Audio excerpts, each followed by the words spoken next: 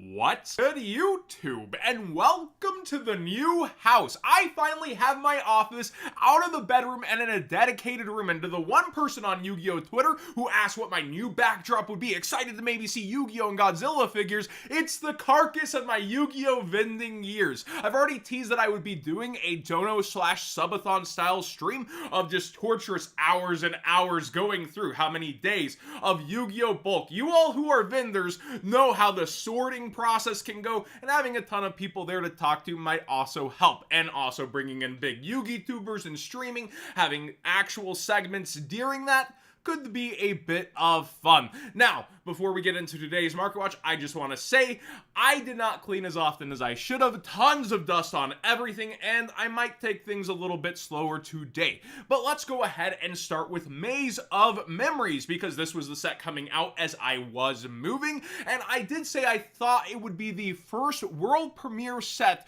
to actually fail, and it's treading water. It's trying to hang on to that $60 box, but it's been coming down. It was 67, 66, and now it's all the way down towards $62-ish a box, and every top card has settled a bit through the opening week. Baroness is above where I thought it would be. A lot of people did call it to be towards 200 though, so the consensus does seem to be 1 per every 4 cases to get a Baroness.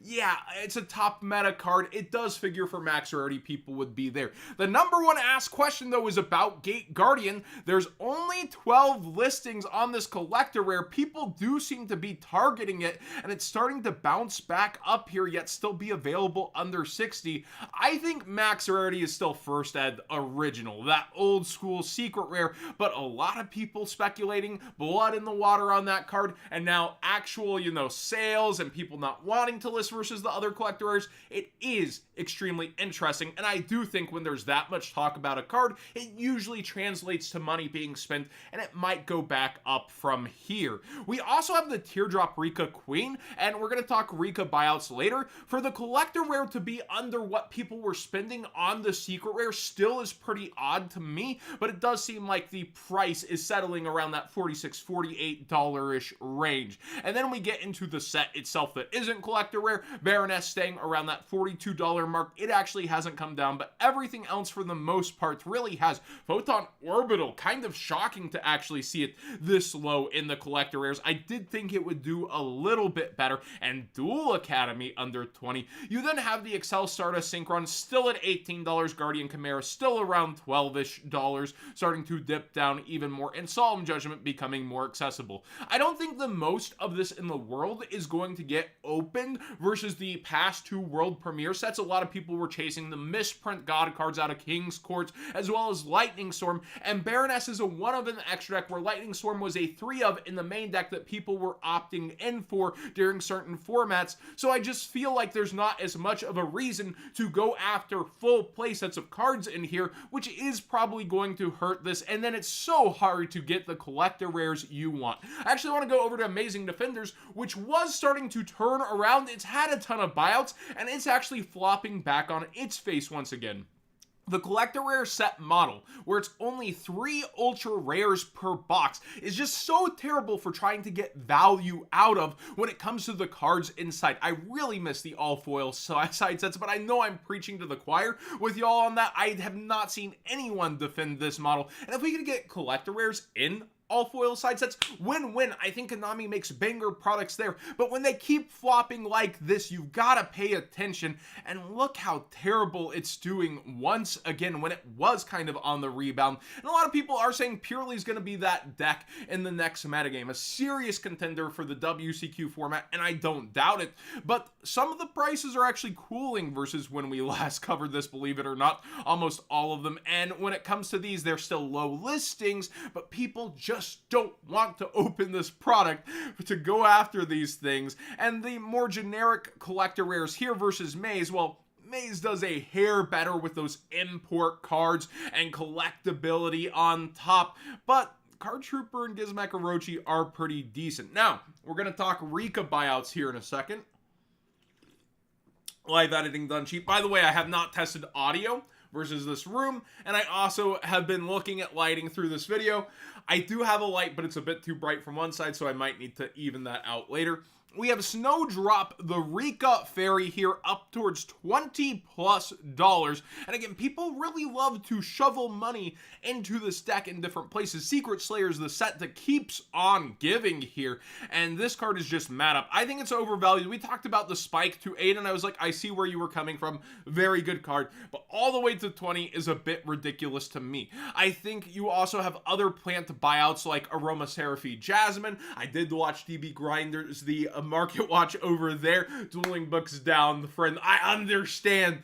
It's so painful for me. I want to be watching matches to actually, get better at commentating for the Houston Regional, and I'm just fiending for Dueling Book to be back up myself too, man. But other things aside, Gold Pride Captain Carry has a huge buyout. Now this is mad speculative.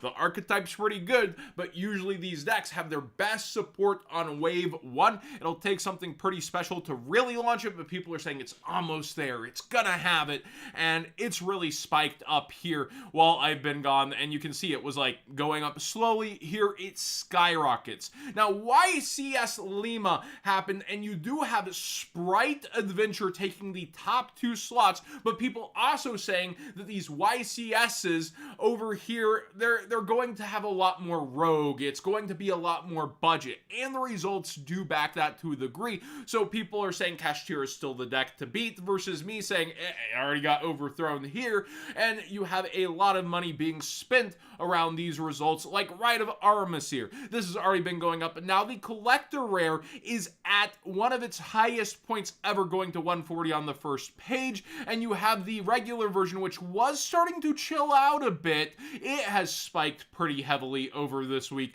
back up into the 42 plus range. Usartic's got new support. Oh boy, this deck's going to go to the moon, right? Well, again, it's really hard to get a specific collector rare, and when you get legacy support, people aren't going to want to open Ancient Guardians, and there's just not the most of those singles out there. So yeah, the spikes, honestly, not as bad as I thought they would be for what people were making them out for. Like, oh no, the collector rares mad up. The ultra still being in, this range, it's honestly not too bad for what it is if you want to play the deck versus that knee-jerk reaction. Drytron also got other support, but people are arguing if it's even good for the deck or not. I've heard a lot of theory about that. At first I read the card and I was like, that's pretty good. And then people are like, nah, you have to hard draw it. It has to come out this way. We already have this kind of searcher. So very interesting, but it has crept up even more. Remember, this was already spiking though, coming into it having new support. So it's more of a baby bump on top of what was already spiking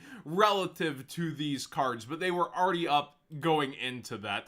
Unchained got new support also. That's pretty darn good, and people are labbing that. Distant Coder super happy, of course. And you see Aruha, he gets even richer after his subathon.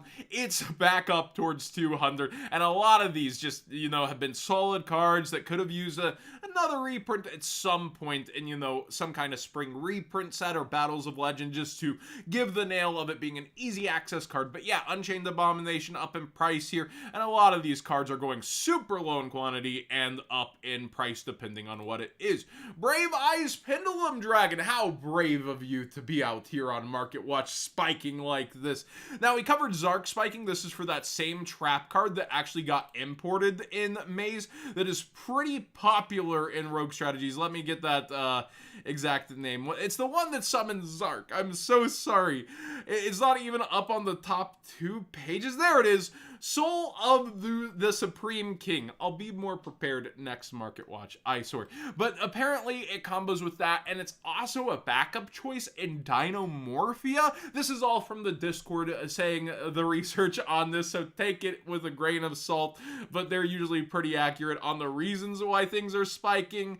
Yeah, this card going moon rocketing right now. Don't know that it's worth it, but lowest at 15 to 16 graph, and actual spending at 19 from people, I guess, buying into this hype or trying to pour, the steam onto that train.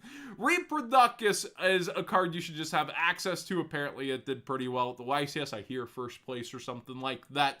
Reproductus, well, super, ultra, 2 holographic versions since its original rare, and one's out of a tournament pack, one's out of a Megaton. Just have access to this card. It's generic, it's likely to come back into formats period or into gimmick decks, and the highest rarity is an ultra, but tournament pack supers also do sometimes better than that. Just get the version that you want realistically. Speaking of old school supers out of tournament packs, Sakuretsu armor is just absurd in price, which you have another super rare Sakuretsu armor out of Legendary Collection Yugi's World. Now remember, first edition is usually way more valuable, but these graphs have once again really closed in on each other, and you have different pass formats being people's favorites.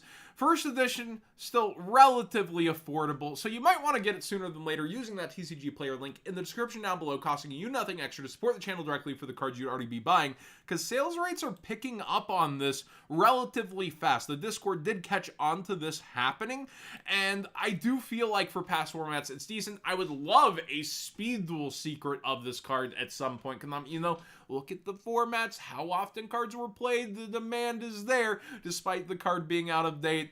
This is starting to pick up, though, and not everybody wants a speed duel stamp on the card, so I would just go first edition over unlimited out of Yugi's World specifically. If you're in the market to upgrade your past format decks, I would do it now.